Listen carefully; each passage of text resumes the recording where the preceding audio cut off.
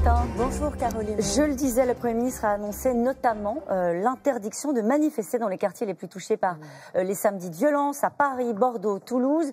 L'exécutif hausse le ton? Je vous le dis franchement, assez atterrée et aussi inquiète par le choix du gouvernement qui s'enferre dans une logique d'escalade de la violence. Ce n'est pas nouveau. Depuis quasiment le début des mobilisations des Gilets jaunes, le gouvernement a fait le choix de l'affrontement. Et il dispose... C'est le gouvernement qui a fait le choix de l'affrontement, Clémentine Autain. Le gouvernement a fait le choix de l'escalade de la violence. Oui, je le dis très sincèrement.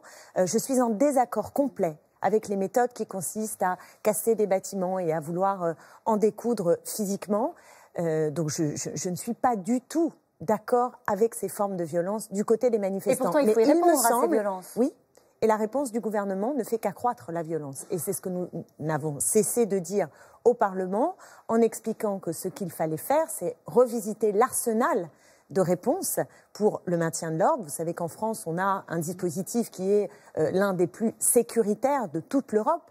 Ailleurs, dans les autres pays, on n'utilise pas des balles LBD, on n'utilise pas ces fameuses grenades qui sont des grenades dangereuses. Et nous avons aujourd'hui en France plus de 1000 à 2000 blessés, entre 1000 et 2000 blessés, 82 personnes qui sont estropiées, qui ont perdu un œil. Et je crois qu'aujourd'hui, la réponse du gouvernement passe à côté de la question qui est posée. Qu'est-ce qu'il faudrait faire par exemple, quand vous voyez les images du Fouquet en flammes, qu'est-ce que vous vous dites? Alors, ce que je me dis... Déjà, ça vous choque?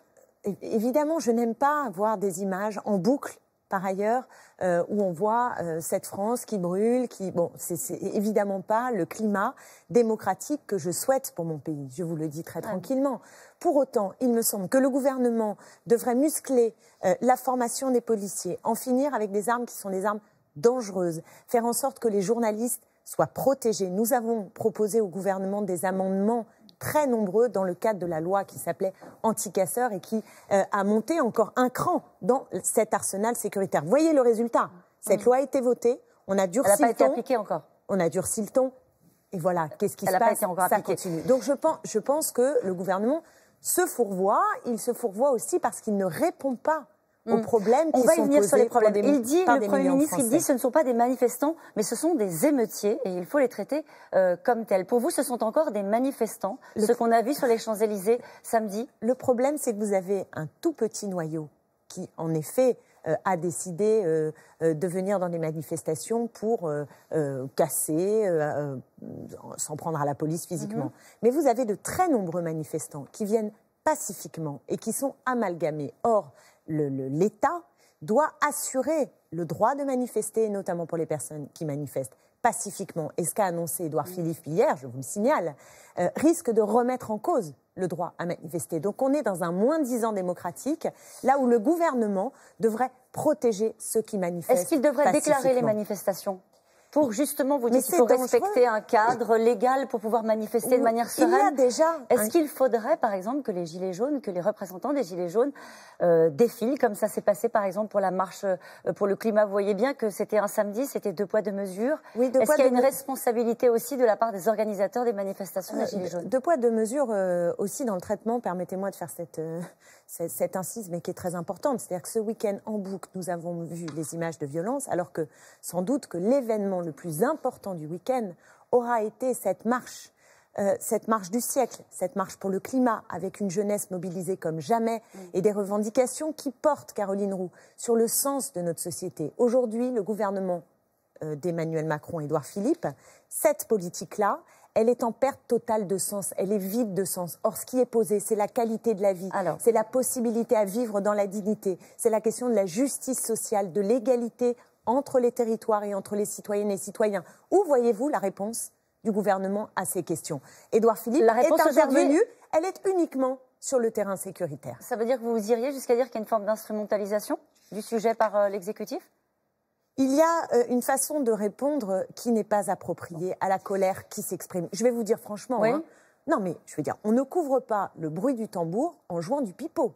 C'est précisément ce que fait le gouvernement aujourd'hui, avec son grand débat. Sur quoi il joue du pipeau? Avec son grand débat. Il ouvre un grand débat dont on ne sait pas comment les questions vont être tranchées. Les Français peuvent dire majoritairement, il faut revenir sur l'ISF, il faut agir sur le prix des choses. Vous vous rendez compte qu'il y a une augmentation du panier quand vous allez au supermarché, là, ce qui s'annonce, c'est une augmentation de plus 6% de votre panier d'achat pour manger. Avec la loi alimentation ? Oui. Un mot sur le préfet de police de Paris. On boucle la boucle, si vous le voulez bien, sur la riposte du gouvernement aux violences de samedi. Le préfet de police de Paris a été sanctionné, alors même que des dysfonctionnements, un échec avait été reconnu par Laurent Nunez. Il faut aller au-delà ? C'est une sanction. Écoutez, celui qui devrait être sanctionné, c'est quand même celui et ceux qui sont aujourd'hui au pouvoir et qui sont les premiers responsables de la situation. À Christophe Castaner ? Oui, à Christophe Castaner et à ce gouvernement qui n'arrive pas à calmer la situation en profondeur dans le pays. Ce sont les premiers responsables. J'ai le sentiment que le président de la République, de toute façon, avait envie, depuis l'affaire Benalla, au moins de se débarrasser du préfet de police de Paris. Et il a choisi un préfet qui vient d'une région où je n'ai pas l'impression que le maintien de l'ordre et que le respect de l'état de droit ait été exemplaire, voyez-vous. L'appel à la grève ce mardi, donc à l'appel des syndicats, soutenu par une partie des Gilets jaunes.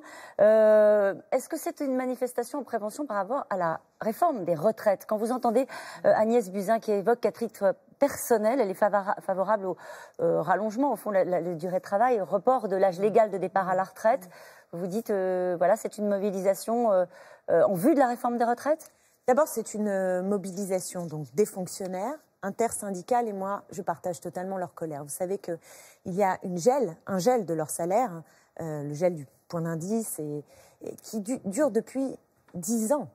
Donc il y a une paupérisation dans toute une série de métiers de la fonction publique qui est inquiétante. Je pense aux professeurs, je pense au personnel hospitalier qui vivent quand même dans des conditions très difficiles. Vous connaissez le burn-out actuel à l'hôpital. Donc cette mobilisation interprofessionnelle, elle porte sur les mesures répressives du gouvernement, c'est-à-dire contre, dire attention, il faut faire attention à ne pas pénaliser l'action syndicale.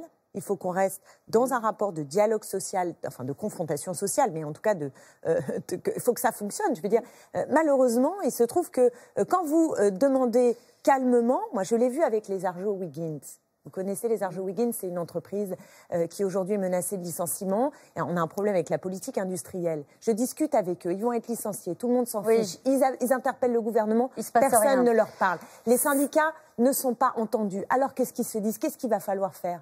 Ça veut dire que vous justifiez la violence dans l'action syndicale? Je ne la justifie pas. Je dis au gouvernement qu'il a la responsabilité de muscler les cadres démocratiques, d'entendre les syndicats. Et cette mobilisation aujourd'hui n'est sans doute pas la dernière. Vous savez qu'il y a aussi une mobilisation le 30 contre la loi Blanquer pour ce qui concerne l'éducation. Et moi, j'observe que le printemps social est un peu en avance, mais c'est sans doute parce qu'il n'y a plus de saison. Ça fait longtemps que vous l'attendez, le printemps social, hein.